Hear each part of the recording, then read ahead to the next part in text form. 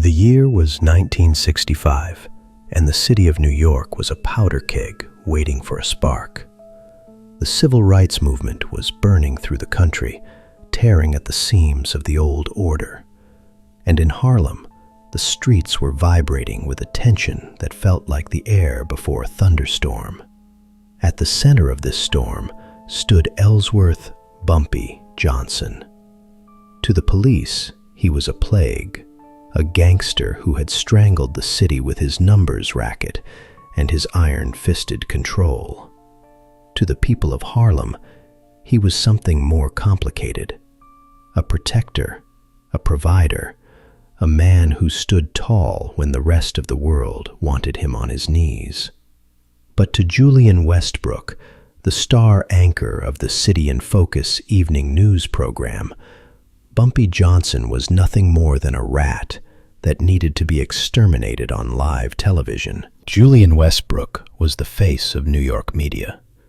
He was a man carved from marble and privilege, with a jawline that could cut glass and a voice that oozed a calm, authoritative reassurance.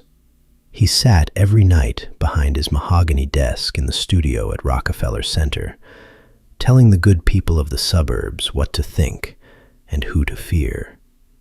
He was arrogant, he was untouchable, and he was deeply, casually racist in the way that men of his station often were, not with burning crosses, but with a sneer disguised as a smile, with questions that were really accusations, and with a belief that he was inherently superior to any man whose skin was darker than his own. The idea for the interview had been Westbrook's. He wanted ratings. The network was losing ground to the younger, edgier broadcasts reporting from the front lines of the protests, and Westbrook needed a spectacle.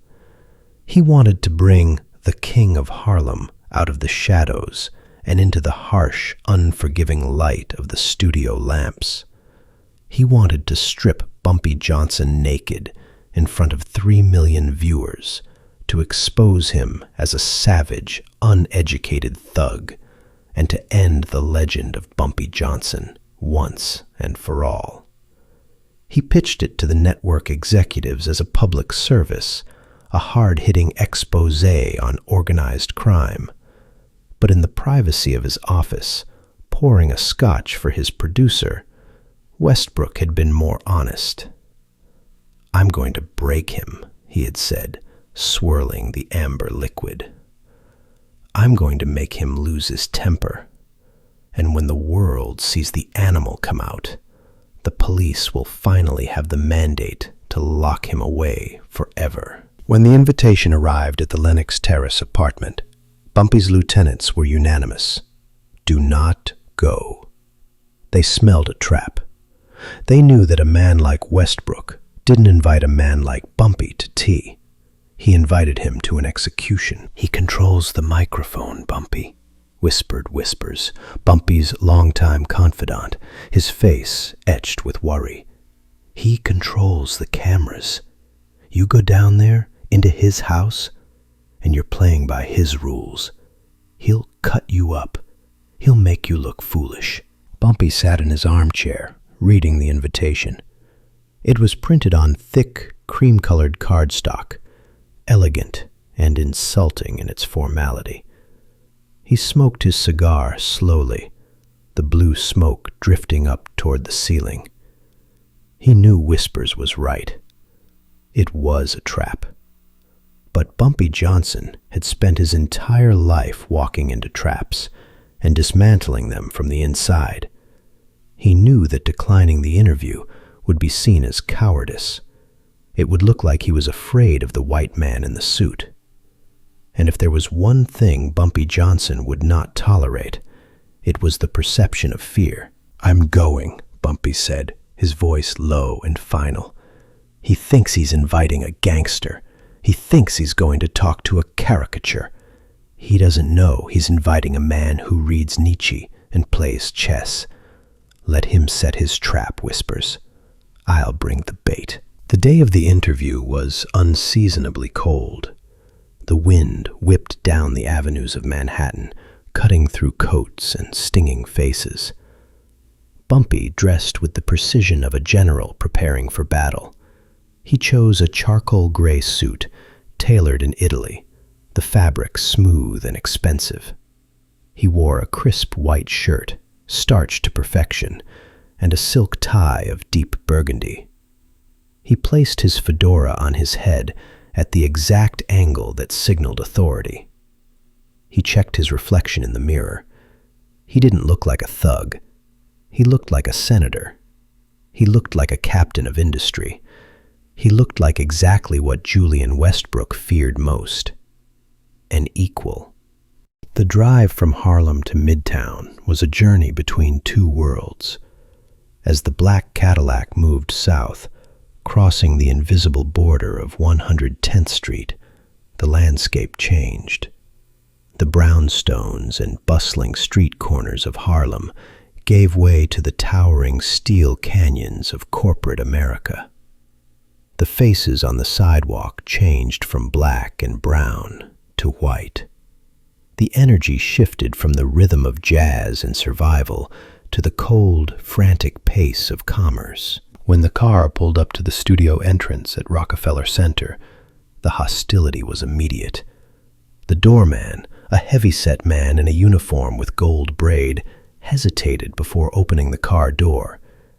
He looked at Bumpy, then at the driver, then back at Bumpy, his lip curling slightly.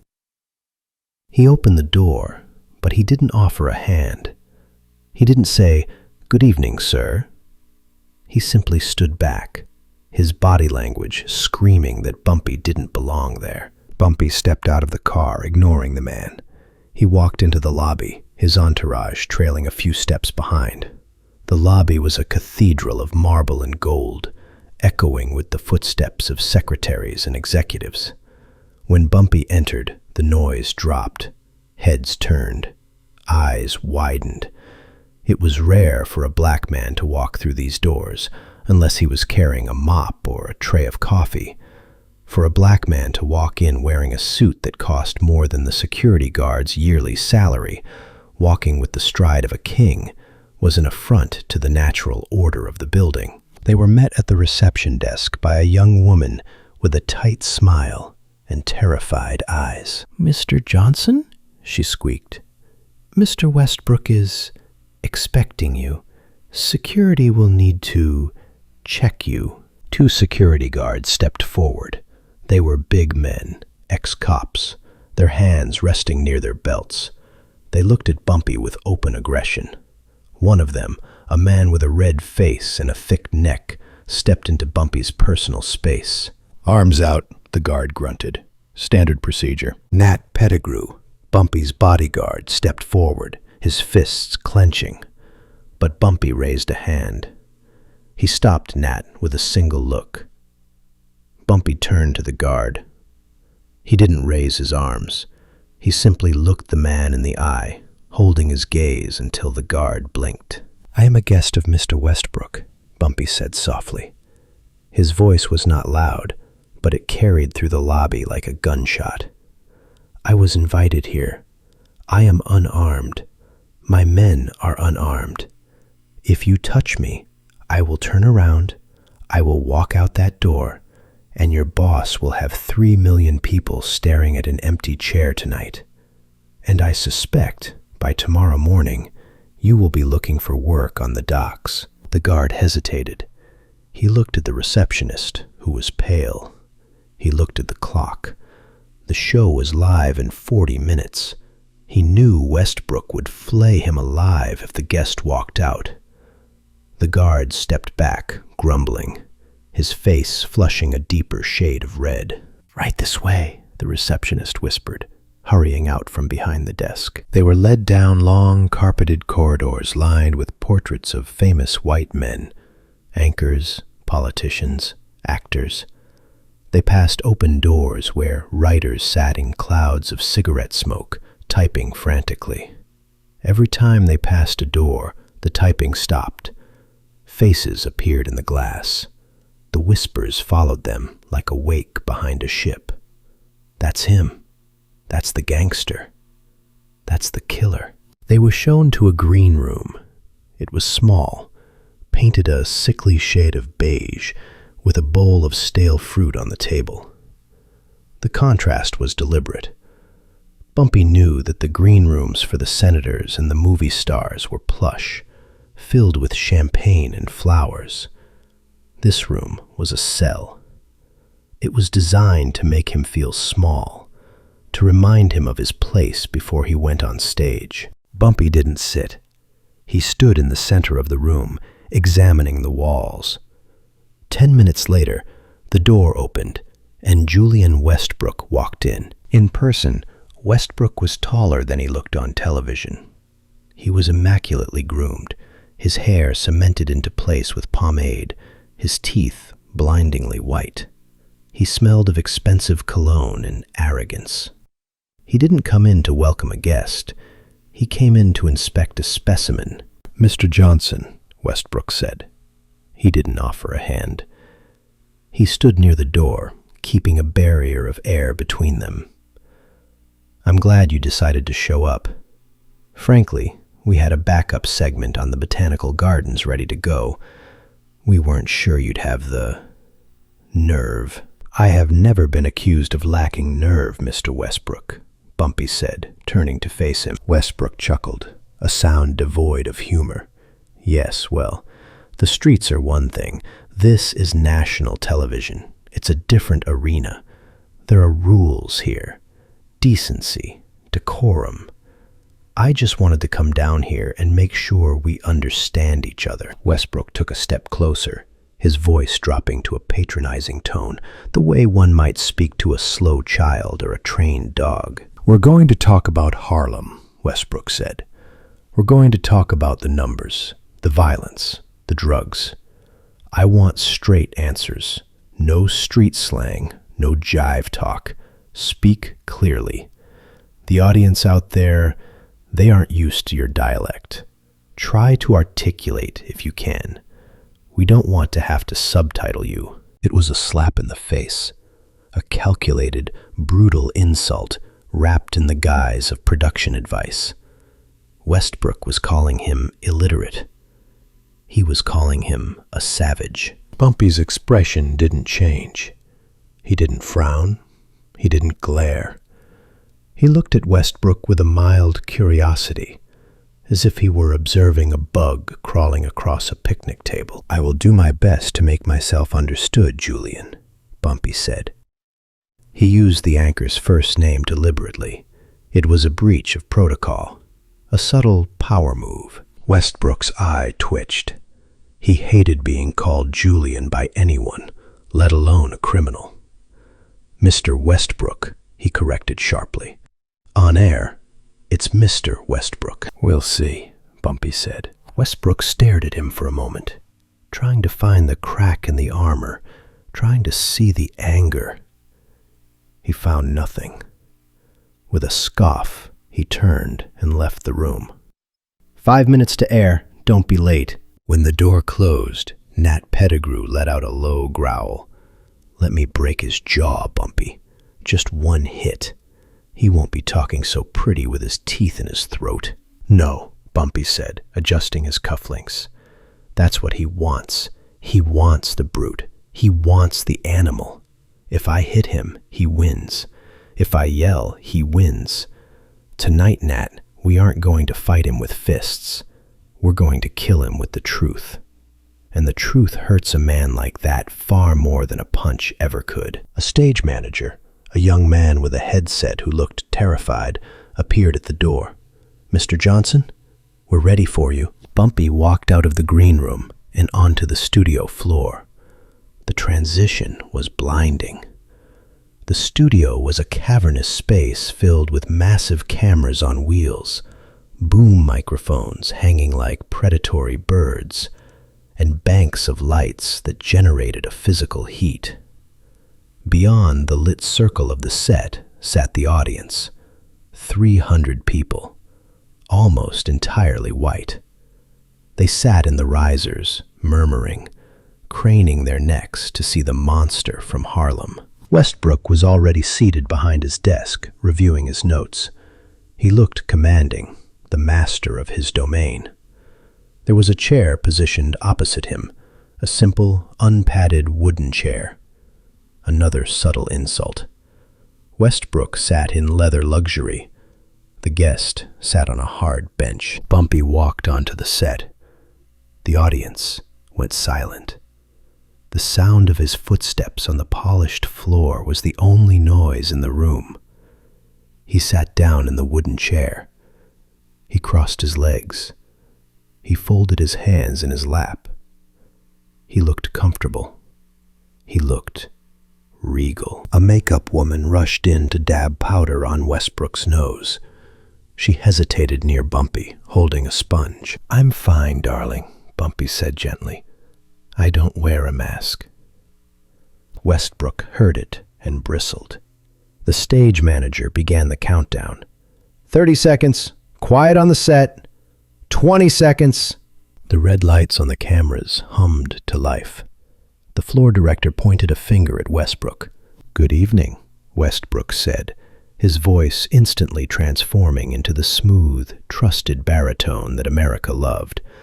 "I'm Julian Westbrook, and this is City in Focus. Tonight, we have a special and, frankly, controversial program. We take you inside the dark heart of Harlem, a world of shadows, vice, and violence. And we have with us the man who claims to be its mayor, but whom the police call its cancer, Mr. Ellsworth Johnson. They call him Bumpy." Westbrook turned to Bumpy, his face hardening into a mask of serious journalistic inquiry. "Mr. Johnson," Westbrook began, not wasting a second, "thank you for coming, although I suppose I should check my wallet before we begin." A ripple of laughter went through the audience. A cheap joke, a stereotype right out of the gate. Westbrook smirked, pleased with himself. He had established dominance early.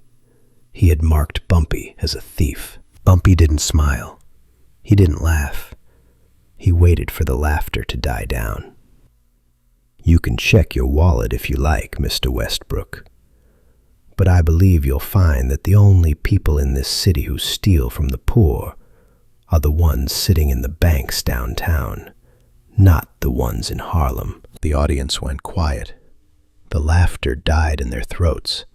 Westbrook's smile faltered for a fraction of a second. He hadn't expected a retort. He hadn't expected a political pivot. "Very clever," Westbrook said, dismissing the comment. "But let's talk about facts. You present yourself as a businessman, a community leader, but the police records tell a different story. They say you are a predator. They say you run a numbers racket that drains the savings of the very people you claim to protect. How do you justify taking milk money from starving families so you can buy Italian suits?" Westbrook gestured to Bumpy's clothes with a sneer. Bumpy leaned forward slightly. "The numbers game, Mr. Westbrook, is the poor man's stock market. Wall Street gambles with millions every day, and when they crash the economy, the government bails them out. When a black woman in Harlem puts a dime on a number, hoping to win enough to pay her rent, the police kick down her door. Why is gambling a business downtown, but a crime uptown?" "Because it's against the law," Westbrook snapped. "And because it brings violence, murders, shootings in the street. You are responsible for the blood on the sidewalks of Harlem. Do you deny that men have died on your orders?" "I deny that I am the cause of the violence," Bumpy said calmly. "The violence in Harlem is born of poverty. It is born of despair. It is born of a system that refuses to hire a black man for anything other than sweeping a floor. You want to talk about blood, Mr. Westbrook? Let's talk about the blood on the hands of the landlords who refuse to fix the heat in the winter.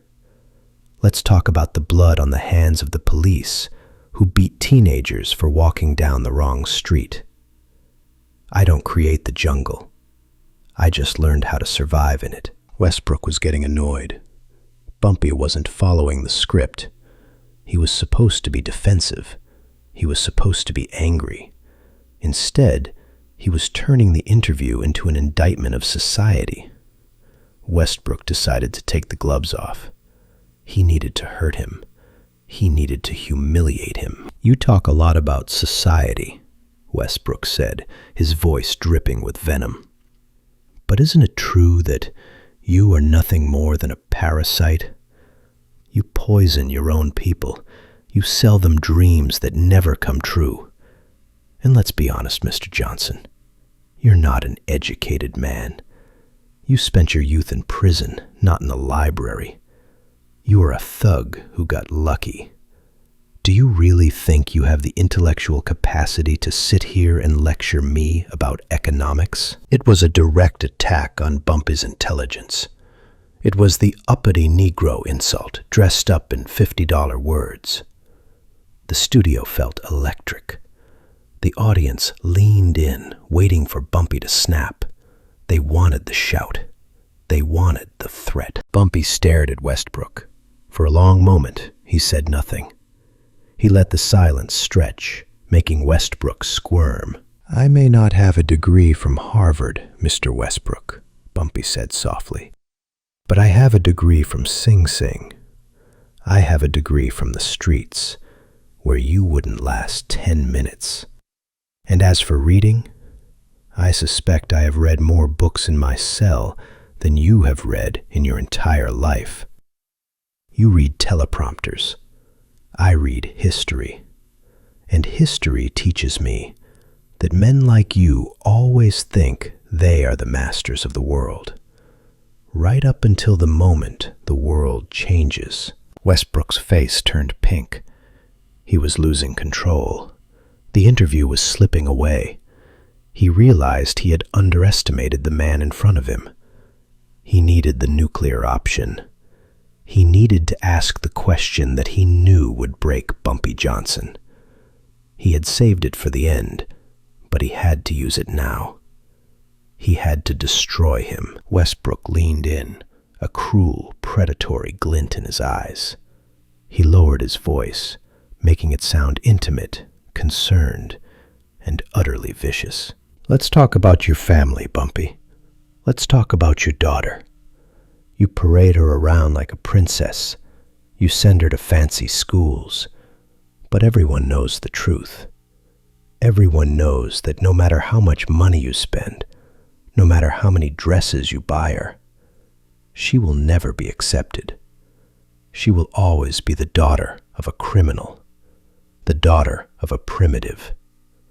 Do you really think?" Westbrook paused, letting the words hang in the air like poison gas. "That you can wash the stain of your black blood off of her with dirty money? Do you think she isn't ashamed of what you are?" The air left the room. It was a line that should never have been crossed. It wasn't journalism. It was a hate crime, broadcast live to 3 million homes. It was an attack on a man's child, on his race, and on his soul. The audience gasped. Even the camera operators froze. It was a moment of supreme cruelty.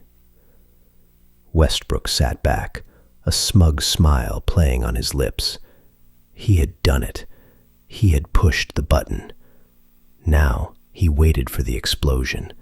He waited for Bumpy to leap across the desk, to scream, to validate every racist stereotype Westbrook held dear. Bumpy Johnson went very, very still. The calm that descended on him was not the calm of peace. It was the calm of the eye of a hurricane. It was the terrifying stillness of a predator deciding exactly where to sink its teeth. He looked at Westbrook. He didn't blink. The studio lights reflected in his eyes, making them look like obsidian. Slowly, deliberately, Bumpy reached into his inside pocket. The security guards tensed, hands moving to their holsters. But Bumpy didn't pull out a gun. He pulled out a silver cigarette case. He opened it, took out a match, and struck it. The flame flared, bright and hot. He lit his cigar, took a long drag, and exhaled a cloud of smoke that drifted across the desk, enveloping Julian Westbrook's face. Bumpy leaned forward through the smoke. His voice dropped to a register that vibrated in the chests of everyone in the room. "You made a mistake, Julian," Bumpy whispered. "You thought you were interviewing a man who wanted your approval. You thought you could shame me. But you forgot one thing." Bumpy smiled. It was the most terrifying smile Julian Westbrook had ever seen. "You forgot that I don't care about your rules, and you forgot that we are on live television, which means there is no one here to save you from the answer I am about to give you." Bumpy checked his watch. "We have 3 minutes left? Good. That's just enough time." The producer in the booth was screaming into Westbrook's earpiece, "Cut to commercial! Cut to commercial!" But Westbrook was frozen. He was paralyzed by the look in Bumpy Johnson's eyes. He couldn't speak. He couldn't move. He had opened a door to a room he was not prepared to enter, and now the door had locked behind him. Bumpy took another drag of the cigar, the ash glowing red. "You asked me about shame, Mr. Westbrook.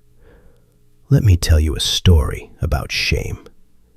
And let me tell you a secret about your own network that you didn't know I knew." Westbrook's eyes widened in genuine panic. "Let's talk," Bumpy said, "about the real reason you got this job."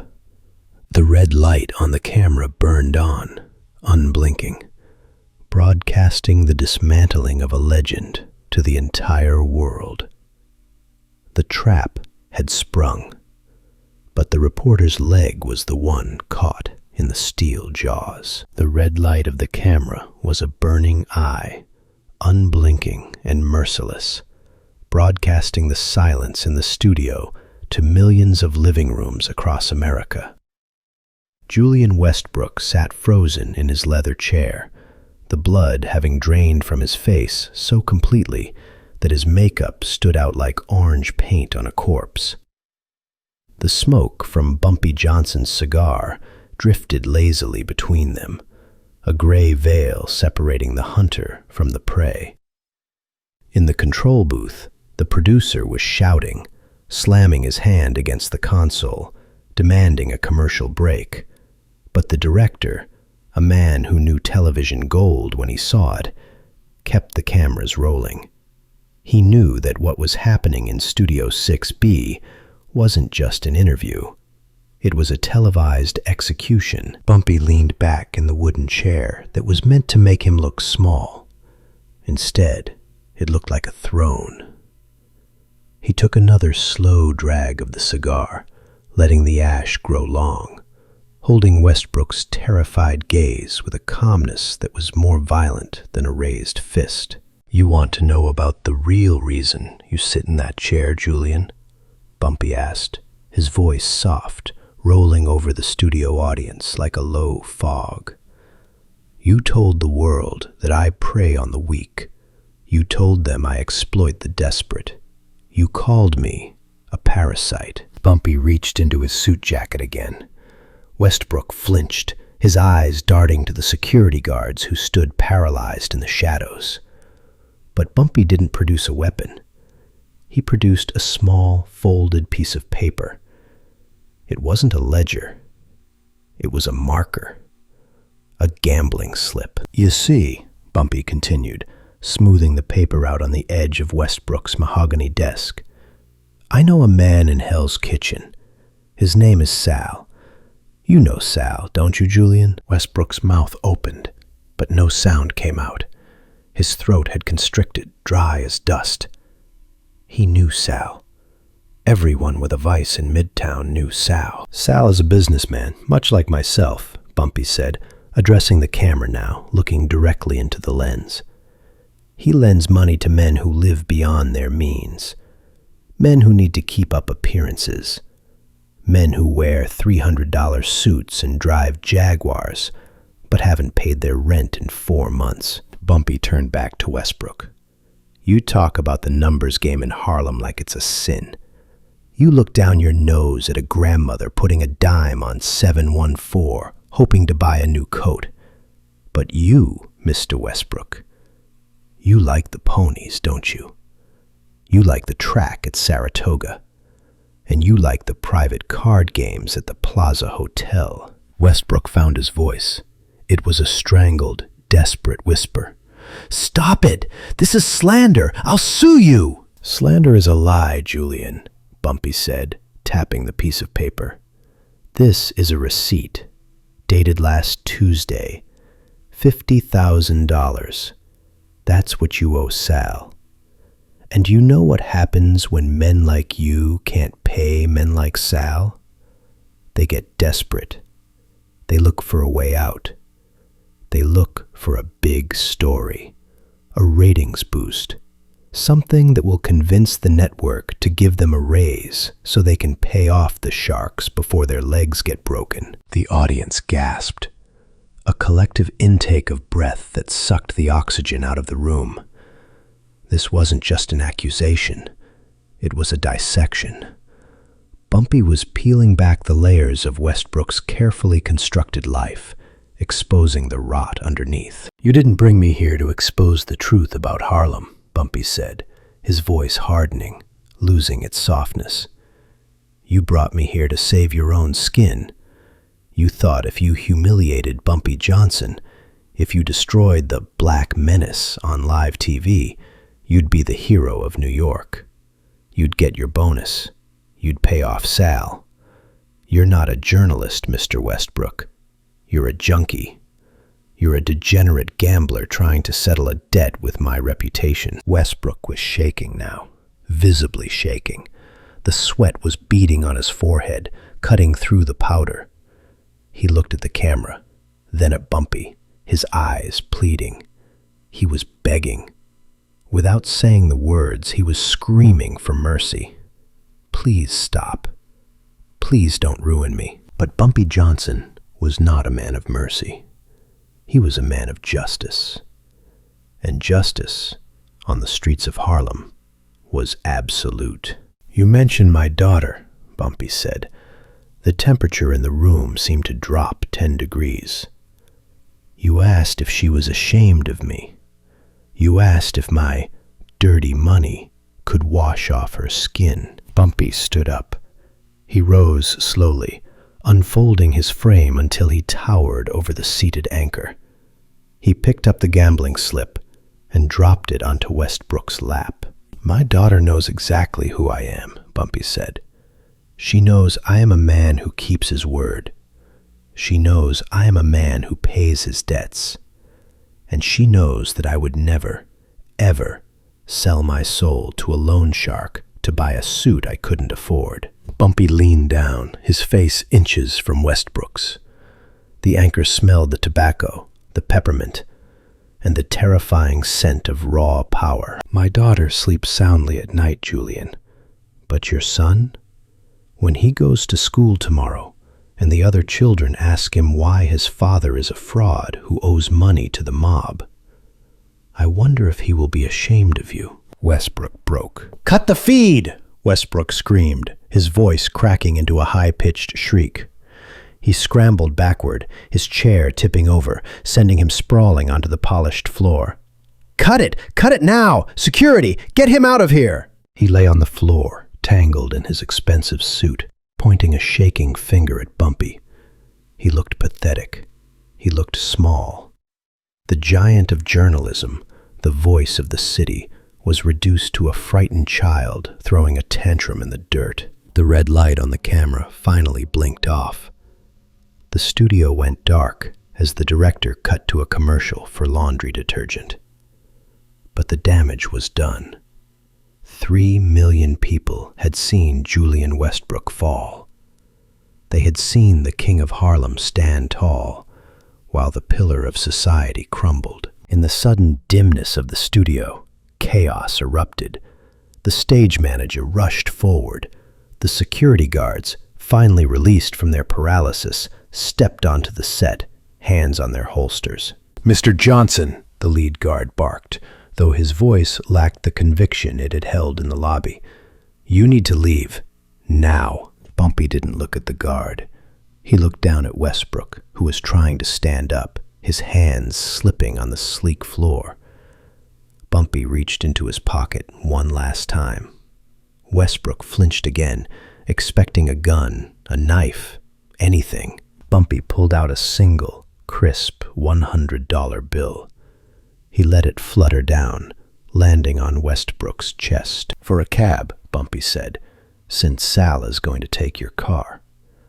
Bumpy turned his back on the wreckage. He adjusted his cuffs, checked the knot of his tie, and began to walk toward the exit. Nat Pettigrew and Whispers materialized from the wings, flanking him like stone gargoyles. They moved in a phalanx, a wedge of dark suits cutting through the panicked studio staff. The audience, which had been silent for the entire broadcast, began to move. Slowly at first, then all at once, they stood up. They didn't boo. They didn't cheer. They simply watched him go with a mixture of fear and awe. They had come expecting to see a monster. They were leaving having seen a man who possessed a dignity they couldn't comprehend. As Bumpy walked through the lobby, the atmosphere had changed entirely. The receptionist was no longer smiling. She was staring at him with wide, saucer eyes. The doorman, who had hesitated to open the car door, rushed forward now, pushing the revolving door open with a deferential bow, sweating nervously. "Have a good night, Mr. Johnson," the doorman stammered. Bumpy paused. He looked at the man. "You too, son. Try not to judge a book by its cover. Sometimes the cover is expensive, but the pages are blank." They stepped out into the cold night air. The wind was still whipping down 6th Avenue, but Bumpy didn't feel it. He felt the heat of the victory radiating from his chest. They got into the back of the Cadillac.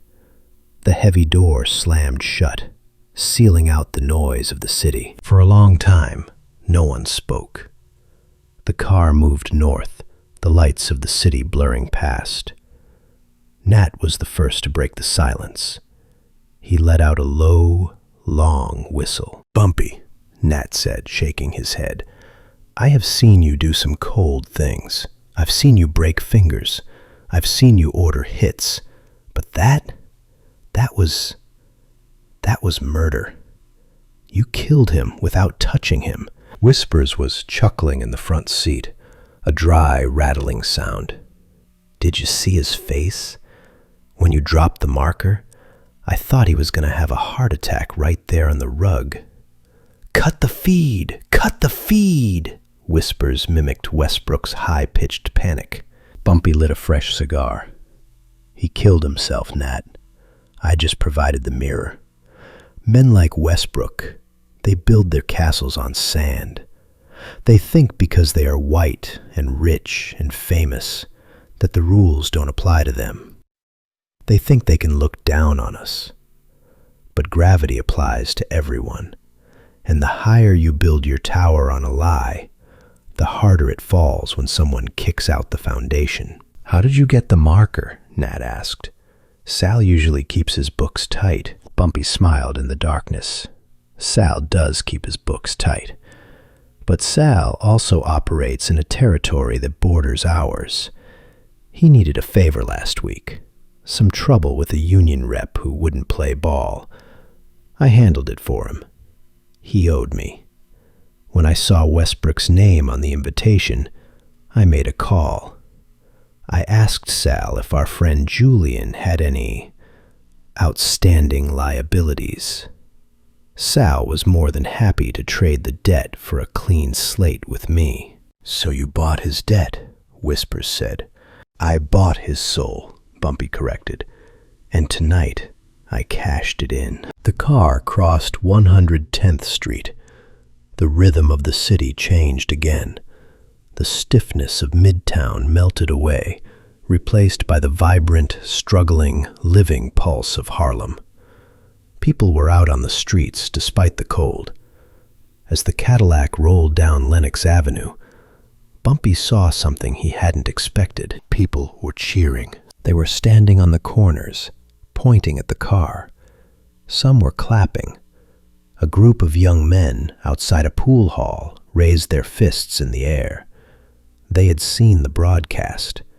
They had seen Bumpy Johnson walk into the lion's den and skin the lion alive. For years, the media had told them they were nothing, that they were criminals, that they were less than. Tonight, one of their own had gone onto the white man's stage and proven that intelligence and power were not determined by the color of a man's skin. Bumpy watched them through the window. He didn't wave. He wasn't a politician running for office. He was a king returning from a crusade. But his eyes softened. He did it for himself, yes. He did it for Elise. But in doing so, he had given Harlem a victory it desperately needed. When he arrived at the apartment, Elise was waiting for him. She was sitting on the sofa, the television still on. The news station had switched to a rerun of a sitcom, frantically trying to fill the dead air left by Westbrook's meltdown. Elise stood up as Bumpy walked in. She was wearing her nightgown, her hair wrapped in a silk scarf.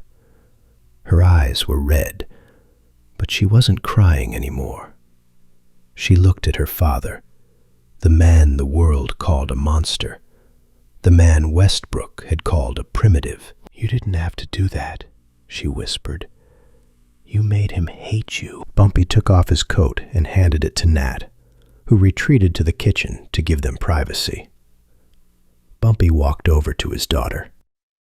He looked at her face, the face that was so like her mother's, the face that he would burn the world down to protect. "He already hated me, baby girl," Bumpy said gently. "He hated me before I walked in the door. He hated me because I exist. What I did tonight wasn't about making him hate me. It was about making him respect you." "He said terrible things," Elise said, her voice trembling. "About me. About us." "He said what he thought," Bumpy said, "and the world saw him for it. They saw the hate, and then they saw the cowardice. You cannot kill hate, Elise. It is a weed that grows in the heart. But you can expose it. You can shine a light on it so bright that it withers. Tonight, Julian Westbrook learned that if he wants to throw mud, he shouldn't do it while standing in a glass house." The phone rang.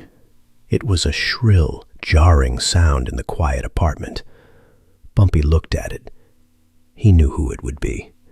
It would be the other bosses, the Italians, the politicians, everyone wanting to know if Bumpy Johnson had truly just ended a man's career on live television. Bumpy ignored it.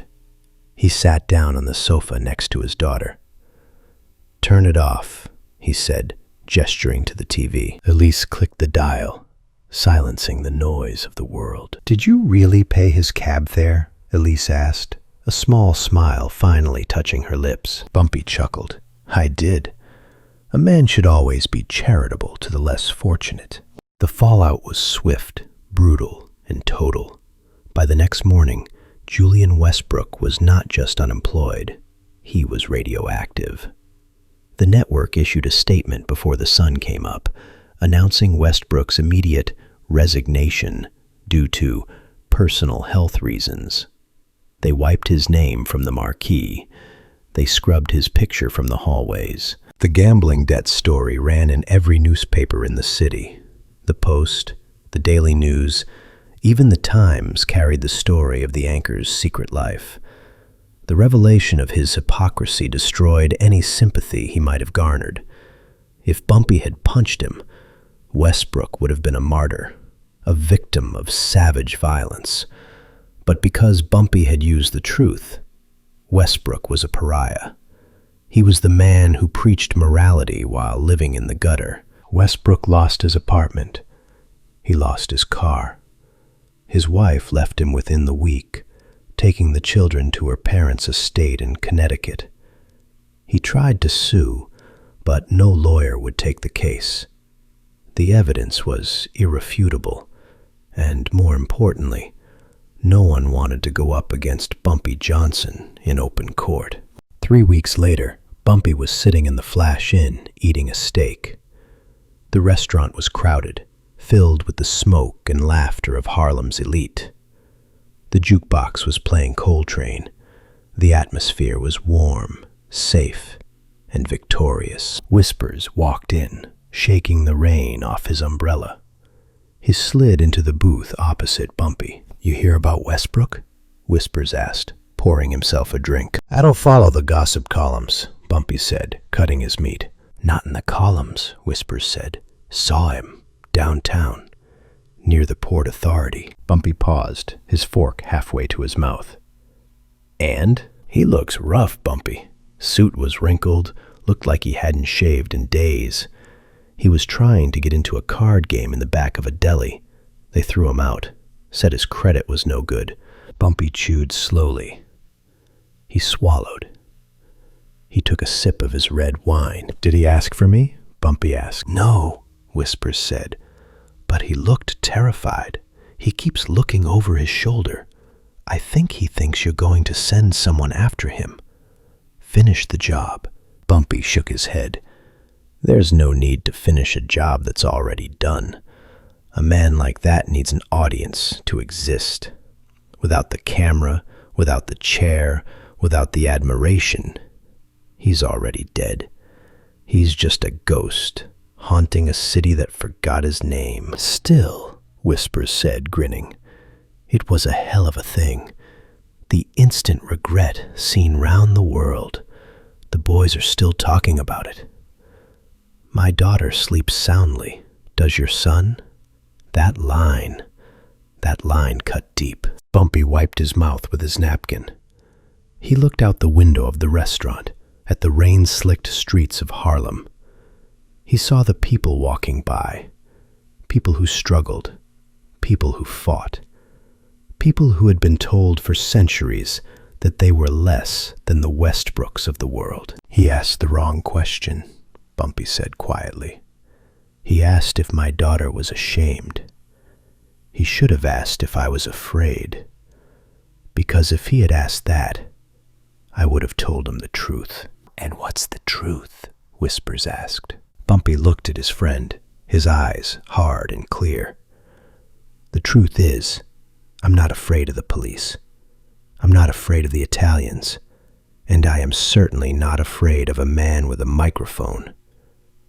The only thing I fear is a world where my daughter thinks she has to lower her head to anyone.